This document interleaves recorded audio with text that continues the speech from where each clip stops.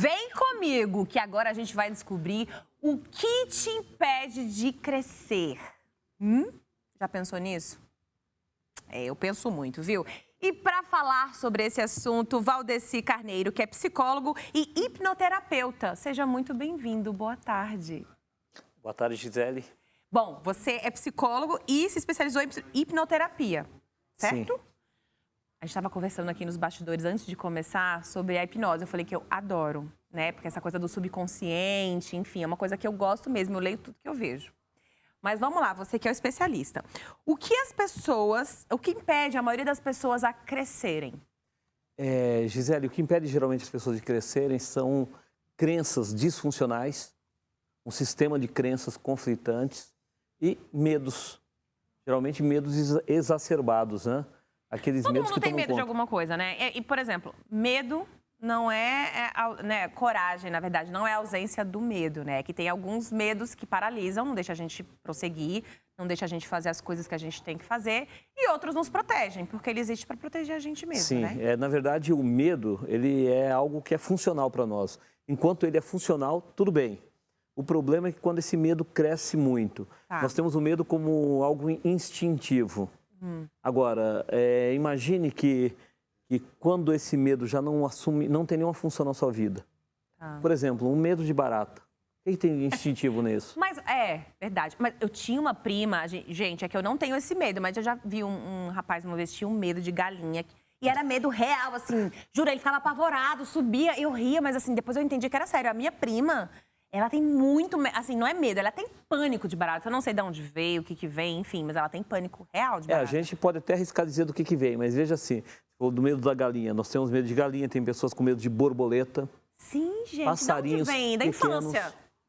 Nem Não? sempre, nem sempre. Onde, Nós temos alguns processos mentais que a gente chama, em programação neurolinguística, são chamados de âncoras, que são estímulos neuroassociados.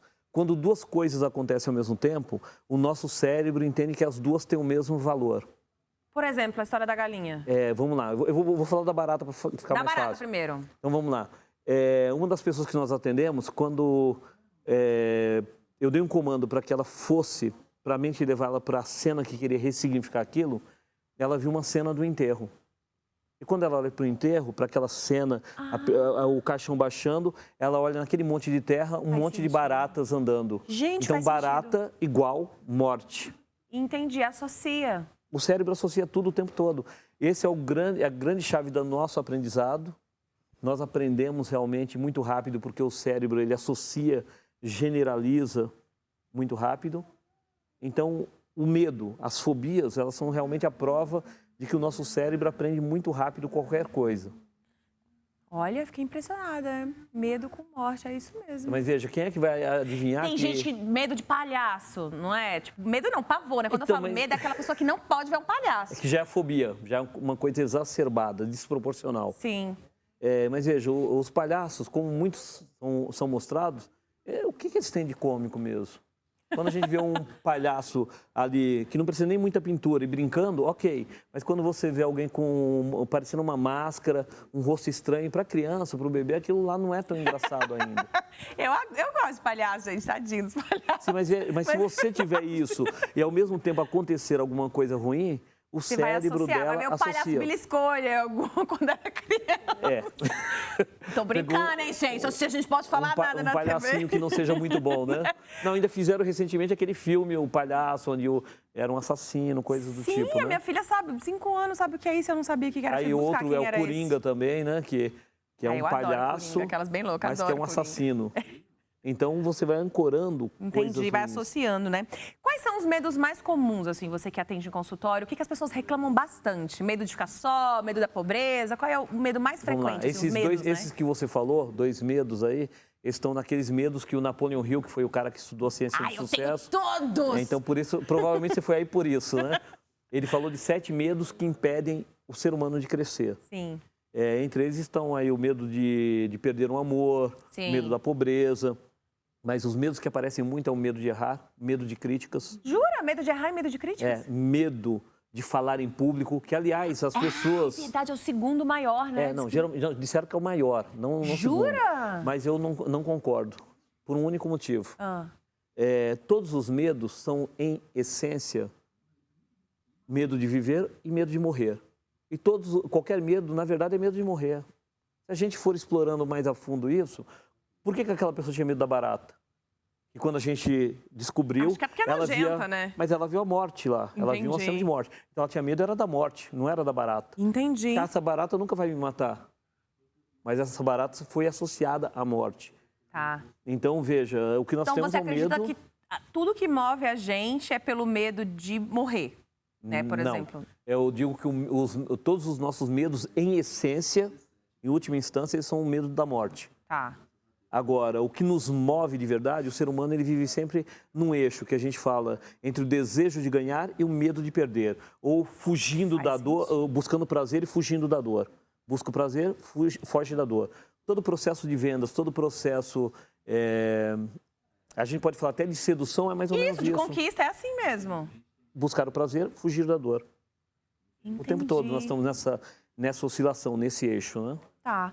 Vamos falar agora de crenças e valores, que aí entra a história da infância. Eu adoro isso, então a gente vai poder conversar horas aqui, até quando a maca deixar. Então vamos lá. As crenças e os valores. A gente explica pra gente o que é a crença e o valor, né?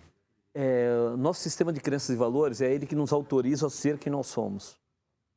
Quem eu sou? Por que eu sou assim? Então ele responde a uma pergunta básica, que a gente fala que é o porquê. Sempre que a palavra porquê aparece, ela está justificando algo. Ela está atribuindo um valor ou equiparando algo com outra coisa. Você pode perguntar para o indivíduo, por que você, que não se deu bem, que foi para a criminalidade, por que você assumiu esse caminho? Ele vai e te diz, porque meu pai bebia muito, me batia muito. E aí você vê o irmão dele, que está muito bem sucedido, estudou. Sim. Aí você pergunta por que ele... Isso, teve a mesma criação. Isso, mas aí sabe o que ele vai te responder? O quê? Porque meu pai batia muito, porque meu pai bebia demais. Ou seja, o que moveu um para um sentido, moveu o outro para o outro sentido. Que aí é individual, é de cada ser humano. Entendi, é o que... É o significado que você coloca. Eu falo que todo o processo terapêutico, ele pode acabar com uma única palavra, que virou moda agora na pandemia, né? Que é a ressignificação. Essa palavra é maravilhosa. Porque nós damos... Eu já usei, dá certo. Mas veja, o ser humano é o único animal que dá significado para qualquer coisa, para tudo. Os outros animais não. E a nossa vida está no significado. Se você pegar um trauma, por exemplo, um trauma sexual, uma criança que foi abusada, sim, o trauma mesmo vem lá quando ela tem 10, 12, 14 anos, quando ela sexualiza o pensamento. Quando ela atribui um juízo de valor, e não no fato em si. Ah, entendi. Por isso que muitas coisas, então, quando a gente cresce, né, que a gente vira adulto, que aí você fala, todo mundo fala, por que você nunca comentou isso? Porque agora que eu tive consciência. Vem, então, porque quando a gente cresce, que tem a consciência, então, que a gente acaba chamando de consciência, o que, na verdade, foi uma atribuição de valor somente. Na verdade, ter escolhido colocar o pior significado. Então, quando a gente fala de sistema de crenças e valores... É quando o que acontece com você, o que você faz com aquilo que acontece com você, é você que escolhe o significado. Eu uso Jura? muito... Mas tem coisa que não, você foi assaltado. Levaram tudo. Aí você vai falar, ai, que legal, levaram tudo. Como é que você vai... Eu não vou dizer que legal, mas eu vou entender o seguinte, é o que eu entendo. Eu estou numa energia muito grande de perda nesse momento. Se eu continuar nela, eu vou perder mais ainda. Aquilo que você foca, aumenta. Na sua vida, tudo que você focar vai aumentar. Agora eu gostei, gente. Aquilo que você... Então, quando você tá numa energia ruim, você tem que falar, eu vou sair dela agora, porque senão vai vir mais. E vem mesmo. Isso aí é real, gente. Aquilo que você focar vai aumentar. É muito simples. Nossa. Você só consegue bater a foto de onde você aponta. Se eu apontar a máquina para lá, eu vou bater a foto daquele lugar. Olha, me deu um clique, hein? Bater a foto para lá, outra foto. Maravilhoso. Então, não é que eu vou comemorar o assalto, né? Mas eu tenho que sair daquela energia. Mas eu saio daquela energia, porque senão eu vou atrair mais coisas. Ou, no mínimo, vou ficar sofrendo ali, vou entrar no loop de sofrimento. Tá, você é um especialista, um estudioso e tal. E as pessoas que estão em casa agora assistindo a gente, que falam, tá, mas como é que eu saio dessa energia? Porque não é simples assim. Vira as costas, sai andando e tá feliz. Todo mundo tá feliz. Todo mundo tá feliz, não tá? A próxima frase parece pior, Gisele. A vida é feita de escolhas.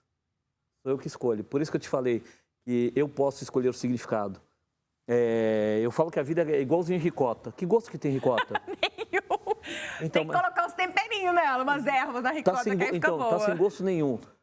Então, você escolhe o sabor. Ah, tá doce, tá enjoativo. Nunca ouvi falar isso, que a vida é igual ricota. Troca para salgado. Tá. Não tá contente com salgado? Coloca azedo. Não está contente com azedo, coloca amargo. Entendi. Então, mas o sabor, quem coloca é você. Porque a vida em si, eu falo que a vida não tem moral, como as pessoas querem que tenha. As questões de moral somos nós que colocamos. Os valores somos nós que colocamos. Então, o significado, quem dá somos nós. Então, eu coloco o sabor que eu quero ali. Tá. E se eu coloco o sabor que eu gosto, eu vou ser feliz com isso. Então, a vida é feita de escolhas.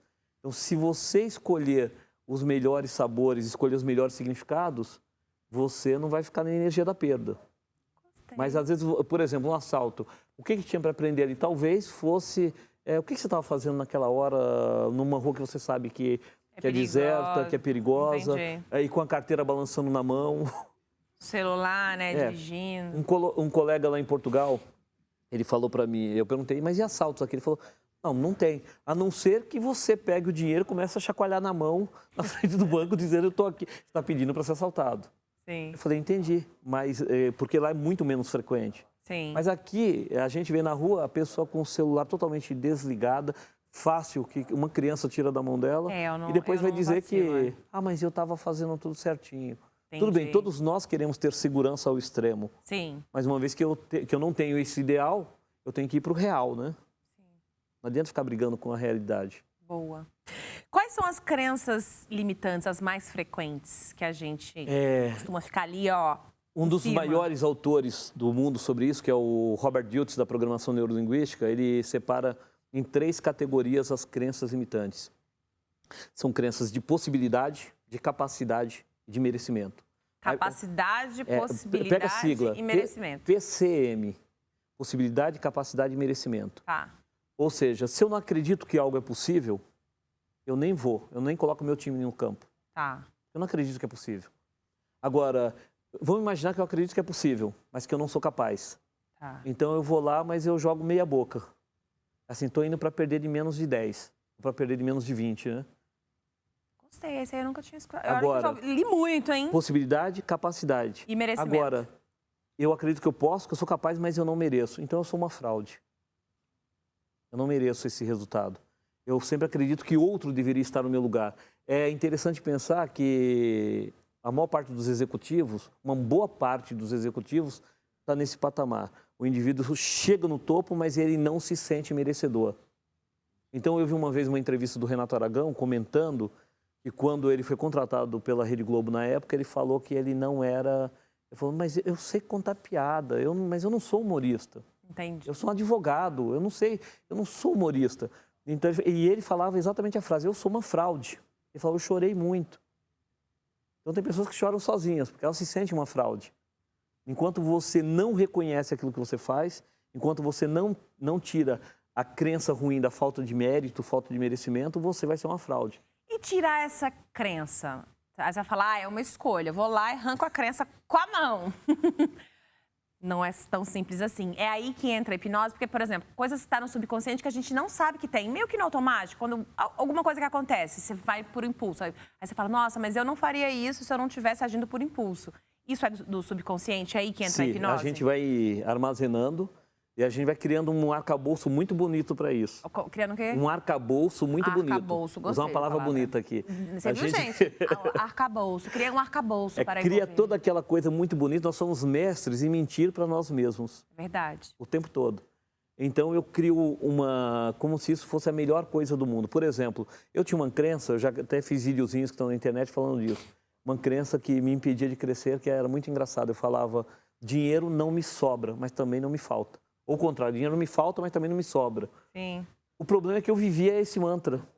Entendi. No momento que o dinheiro ia sobrar, ou eu arranhava o carro, ou eu arrumava um jeito de quebrar alguma coisa, mas eu tinha que gastar o dinheiro que sobrasse. Eu tinha criado o mantra da minha vida. Entendi. Então, e estava meio que no subconsciente. O nosso subconsciente, eu falo que o cérebro nosso, ele é um gênio burro. Aquilo que você pediu, ele faz. Então, ele começa a desempenhar o papel que você colocou, aquele software que você colocou. Só que o cérebro ele não tem bom humor. Se você disser, nossa, minha vida está tão difícil, eu estou carregando o mundo nas costas, você começa a sentir dor nas costas. Sim. Não pode falar, então, e nem pensar. Oh, meu Deus. Controla isso. Melhor você dizer as melhores coisas, né? As melhores escolhas. Por exemplo, os homens costumam dizer uma palavrinha assim, falar, tô de saco cheio disso, né? Aí daqui a pouco vem as hérnias. Sim. E outras coisas. Vamos ressignificar. Valdeci Carneiro, ficaria a tarde inteira falando com você. Adorei, mas a gente precisa encerrar. Muito bom. Psicólogo, hipnoterapeuta, muito obrigada. Seus contatos, para quem quiser saber mais informações, ter consultas, enfim, tem um tratamento aí. Gostei bastante, viu? Volte sempre. Eu agradeço. E eu só quero dizer o seguinte, o pessoal poderia pensar, quando pensa em crença limitante, a melhor ferramenta que nós temos hoje realmente é a hipnose clínica. É tratar isso de forma séria, como uma coisa clínica que pode fazer você atingir a sua melhor versão. Que é outra frase da moda atualmente. Nós já usamos isso há mais de 15 anos, mas você tem sim como atingir a sua melhor versão. É só tirar suas crenças limitantes, o que te atrapalha. Boa. Tá bom? Muito obrigada, viu? E a gente vai ficando por aqui. Vamos pensar nisso, tudo que a gente conversou, viu, gente? Depois me conta lá o que vocês acharam. Beijo pra vocês. Fatizinho vem na sequência. Tchau. Oi, pessoal, tudo bem? É mais ou menos assim, todo de abertura igual. Até porque o famoso ditado vale, não é? Time que está ganhando não se mexe. A partir de agora, o melhor momento da Tarde Top está no ar. A melhor informação está no ar. Hoje vamos ter 2 importantes convidados. Uma das pessoas que estará com a gente, a doutora Bruna Kusumoto. E o assunto, como sempre, bem oportuno e bem legal. Nós vamos falar principalmente de superendividamento. Olha, dá até para enrolar a língua, porque quando a gente fala de dívida dá até medo. Dá até para ficar nervoso, não é? Superendividamento de consumidores. Que loucura é essa, hein? Já a doutora Bruna Kusumoto, que todos conhecem, vai nos explicar melhor. Mas agora, o assunto que a gente abre essa tarde top aqui, pelo menos com a minha participação e com nossos convidados, é para falar de cannabis medicinal.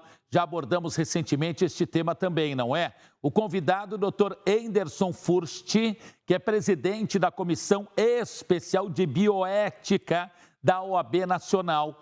A regulação da cannabis ou do cannabis no Brasil é um dos temas polêmicos atuais. A regulação da cannabis tem avançado tanto pelo projeto de lei 399 quanto por ações judiciais para a liberação do plantio com fins medicinais, não é? Doutor Enderson, cadê o senhor? Apareça, por favor. Prazer em recebê-lo aqui no nosso programa Tarde Top. Quero que o senhor fazer o seguinte, a primeira abordagem do assunto, o tema cannabis, eu não vou fazer pergunta. Nessa primeira explanação da sua parte ou explicação, é sem perguntas. O que é importante se falar na abertura desse papo que a gente vai começar agora, hein?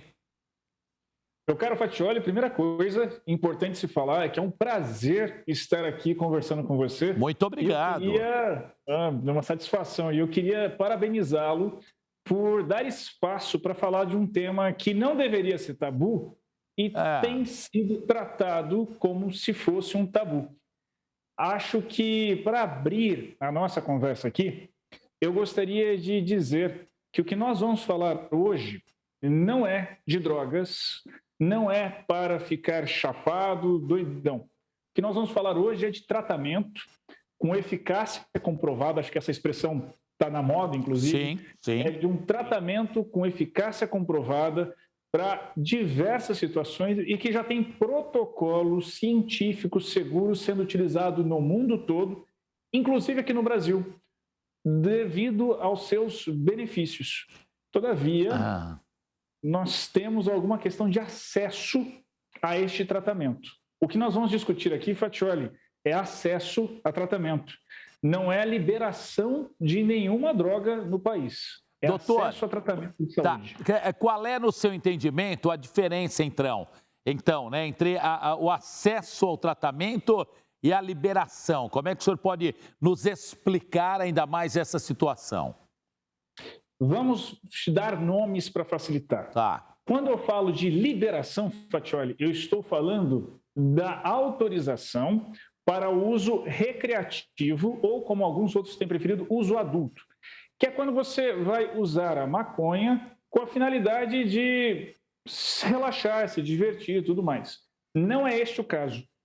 Nós estamos falando da autorização para produção de medicamentos à base de cannabis e seus canabinoides, que são as substâncias que possuem na planta, Perfeito. aqui no Brasil. É esta a diferença. Então, não é para usar, para ficar com finalidade psicotrópica. Doidão, né? O doidão. Vamos usar essa expressão doidão. Não é, o que nós estamos debatendo não é isto, embora algumas pessoas digam que vai liberar isso. Não vai. O que nós estamos discutindo é tratamento. Da mesma forma como você vai ao médico, ele prescreve um remédio para você e você fica procurando onde é que eu vou comprar esse remédio e você espera, torce para que esse remédio seja barato ou que esteja disponível no SUS, inclusive, para você ter. Sim. É isso que nós estamos discutindo. Doutor, o acesso ao tratamento. Tá, o senhor compararia essa situação com o acesso ou a utilização de remédios controlados que precisam lá daquela receita especial em 2 vias? Que comparação o senhor faria, por exemplo?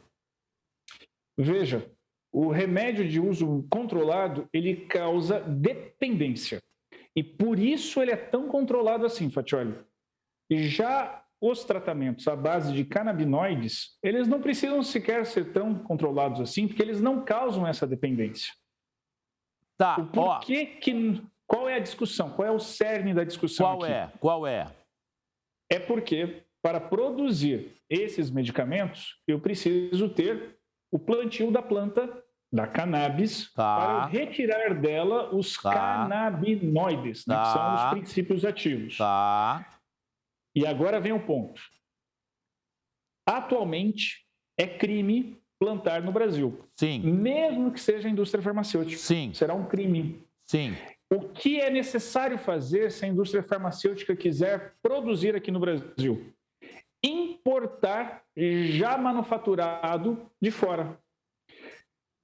Fatioli, nós não estamos vendo esse mesmo problema com a vacina porque está saindo caro, porque a gente depende da boa vontade de outro país, e aí chega para nós aqui, sem a tecnologia, nós não aprendemos a fazer.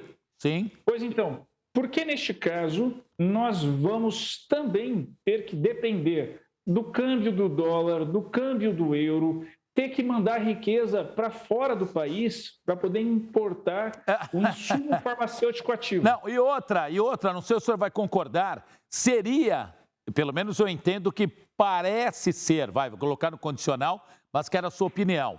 Seria aquela, é triste isso, hein? Aquela velha situação, o produto é nosso, é made in Brasil, ou é daqui, é verde e amarelo, vai para fora, a gente compra pagando em euro e dólar e paga muito mais do que pagaria aqui. É mais ou menos esse raciocínio ou falei besteira, o senhor fique muito à vontade? Tá. Não, é exatamente esse raciocínio, Fatioli. Então, veja só. É uma palhaçada, viu? É uma palhaçada. E veja, o PL 399 que você citou, por exemplo, sim. Alguns congressistas falam, agora vai liberar, é o caos. Veja só, no PL, as empresas que forem produzir, que forem plantar para extrair, terá que ficar num ambiente controlado, todo mundo que entra e sai terá que ser monitorado, inclusive o peso, tá? O peso. Para ninguém sair com nada escondido dentro de si. Então, se você entrou pesando tanto, você tem que sair variando naquilo ali. Doutor, me permita até que nessa comunicação assim, às vezes eu vou dar uma atropelada no doutor e vice-versa, mas eu falo, doutor, que eu, legítimo gordinho, sou ansioso pra caramba, então não me controlo, né? Deixe eu perguntar uma coisa ao senhor, como advogado, o senhor não é médico, óbvio, é um advogado. Me tire uma dúvida ou uma curiosidade. O senhor entende que esta polêmica também, quando se bate lá na porta de Brasília, aprova, não aprova, que muitos parlamentares temem que sejam taxados de liberou a maconha, hein? É nessa toada, ou nesse raciocínio ou não? Fatioli, eu quero acreditar que eles façam isso por ignorância. E é o que mais tem lá, hein? É o que mais tem. Exato. Eu quero acreditar que seja por isso. Porque não tem nenhum argumento que se sustente. Sim. Os benefícios são comprovados. Eu não sei se você já viu o vídeo de antes e depois de paciente. quando não faz o uso do remédio à base de canabinoides e quando passa a fazer. Sim, sim. Muda a vida. Fatioli, muda a vida. Inúmeras famílias já me falaram, já me procuraram para conseguir acesso e todos eles falam a mesma coisa, mudou a vida, agora tem qualidade de vida, agora todos nós estamos aqui vivendo melhor em harmonia dentro de casa, a pessoa está sem dor, voltou a sorrir. Sim. Às vezes está fazendo um tratamento oncológico pesado, não tem apetite, tudo dói. Passou a fazer o tratamento, Fatioli, voltou a comer, ficou sem dor. Sim. Eu me emociono de pensar que essas pessoas não conseguem ter acesso à qualidade de vida por tabus de outros. Doutor, uma dúvida minha, da nossa produção, e acredito que das demais pessoas que estão nos assistindo através da Rede Brasil. Aliás, muito obrigado ao senhor, a senhora, ao moço, a moça, as crianças, as famílias que nos vêm pelo país inteiro. Muito obrigado. No site, no rbtv.com.br, muito obrigado também. De tudo quanto é maneira, as pessoas nos assistem graças ao bom Deus. O cannabis medicinal, a planta, para efeitos medicinais, ela dá o famoso, foi um termo que utilizamos, barato, ou deixa a pessoa doidona, Estou falando assim para quem nos ver entender ainda melhor e de maneira mais simples, como o senhor está explicando, que está muito legal o papo, viu? Fatioli, eu posso falar em português muito claro aqui? Melhor impossível. Você me dá? Sim. Então, perfeito. Fatioli, só vai dar barato se você pegar a flor, enrolar, colocar fogo nela e puxar. Tá. Como é que a indústria farmacêutica vai usar? Vai pegá-la, vai macetá-la, vai extrair o óleo, vai separar a substância que ela quer, vai colocar na forma de conta-gotas para colocar na língua, vai colocar na forma de pomada para passar na pele. Sim. Não tem como dar barato. É feito, aliás, para não dar barato. Perfeito. É totalmente o resultado que se procura é sempre o sem barato, sem o efeito alucinógeno, psicotrópico e tudo mais. Aí eu pergunto... Aí eu pergunto ao senhor. Aliás, estamos conversando com o doutor Enderson Furst, que é presidente da Comissão Especial de Bioética da OAB Nacional. Tem que fazer assim, senão eu não enxergo, porque esse óculos também e o Papai Noel dizem que é verdade, mas tudo bem, não estou enxergando muito bem, mas já era. Doutor, a pergunta é, como as pessoas podem e vão ter, não depende única e exclusivamente do senhor, eu sei, mas em linhas gerais, como as pessoas terão acesso à planta, ao cannabis ou a cannabis medicinal? Nós temos a situação de hoje e nós temos a situação do que nós queremos. Isso. Vamos falar hoje? Hoje. Por favor, até porque esperar o que vem de Brasília ou a partir do que se resolve em Brasília, eu não tenho ido faz tempo ao circo, então estou meio desatualizado do que poderá acontecer. Por favor. Fatioli, hoje, você precisa importar o medicamento e é um tratamento que vai custar importado na faixa dos R$3.000, a depender do dólar, por mês. Fatioli, 6 famílias brasileiras em cada 10 famílias brasileiras não sabem se terão o que comer amanhã, Fatioli. Exatamente. Não sabem se tem dinheiro para pagar aluguel, não sabem se tem dinheiro para fazer a feira, não sabem se tem dinheiro para comprar o remédio da criança. Todo mundo na roça, 14 milhões de desempregados. Mas essa praga dessa pandemia, a gente está na roça, pô. Então, assim, se você não tem condição de pagar pelo tratamento, você vai ter que entrar na justiça... É o fim, né? Pedir autorização para o quê? Você plantar em casa. É o fim. E extrair o óleo sem controle de qualidade, sem saber se... Olha o trabalho que isso dá. Sim. Made in Brasil. É a cara do Brasil, pô. E aí, assim, a Anvisa disse, olha, quem quiser pedir registro aqui para mim, pode, desde que o canabinoide caia do céu por um milagre, ou seja, venha importado. É demais. Então, nós até temos um remédio registrado, mas tem que importar tudo. Tem que importar. E aí, o valor esse remédio sai a quanto hoje, por exemplo? Mais ou menos o custo dele? 3 dígitos, a caixinha. 3? 3 dígitos. Ave Maria, Ave Maria. Então, assim, é mais acessível, mas pero não útil. Sim, né? Para quem vai fazer uso. E não pode estar disponível no SUS ainda. Tá, então, veja, o ideal, o que é o mundo que nós queremos aqui? Que o tratamento esteja acessível. Ou seja, que seja produzido aqui, manufaturado aqui e disponibilizado aqui. Vai gerar empregos. Sim. Vai gerar tributação, Fatioli. Sim. Nós temos que recuperar cofre público. Sim.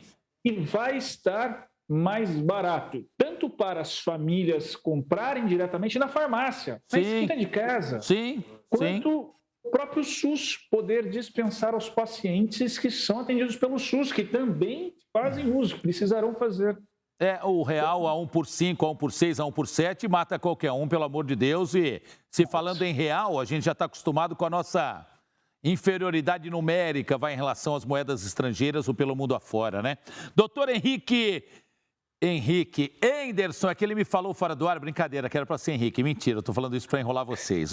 Doutor Enderson Furst, muito obrigado, quero que o senhor volte mais vezes para a gente continuar esse papo muito informativo, muito interessante e muito oportuno para os momentos atuais com a cara Rede Brasil e com a cara Tarde Top. Muito obrigado pelas palavras inicialmente faladas e pelos esclarecimentos, um grande abraço, hein? Um forte abraço, meu cara. Até a próxima. Obrigado, muito obrigado. Hein, gente, fazer o seguinte, nós vamos para o intervalo do nosso programa e na sequência a doutora Bruna Kusumoto.